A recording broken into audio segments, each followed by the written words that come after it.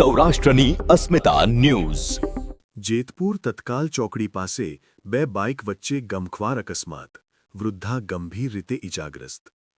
શહેરના વ્યસ્ત ગણાતા તત્કાલ ચોકડી વિસ્તારમાં આજે બે મોટરસાઇકલ વચ્ચે જોરદાર ટક્કર થતાં અકસ્માત સર્જાયો હતો।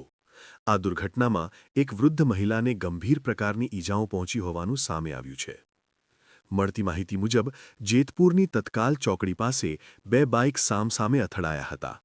અકસ્માત એટલો જોરદાર હતો કે બાઇક પર સવાર વૃદ્ધા પૂરીબેન રાઠોડ રોડ પર પટકાતા તેમને શરીરે ગંભીર ઇજાઓ થઈ હતી।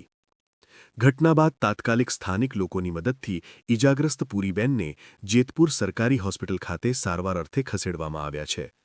અકસ્માતની જાણ થતાં જ જેતપુર ઉદ્યોગનગર પોલીસ કાફલો તાત્કાલિક હોસ્પિટલ ખાતે પહોંચ્યો હતો।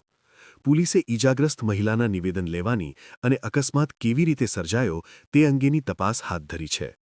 હાલમાં વૃદ્ધાની હાલત અંગે તબીબી નિરીક્ષણ હેઠળ તપાસ ચાલી રહી છે અને પોલીસે ટ્રાફિકના નિયમોના ભંગ અંગે પણ તપાસ શરૂ કરી છે।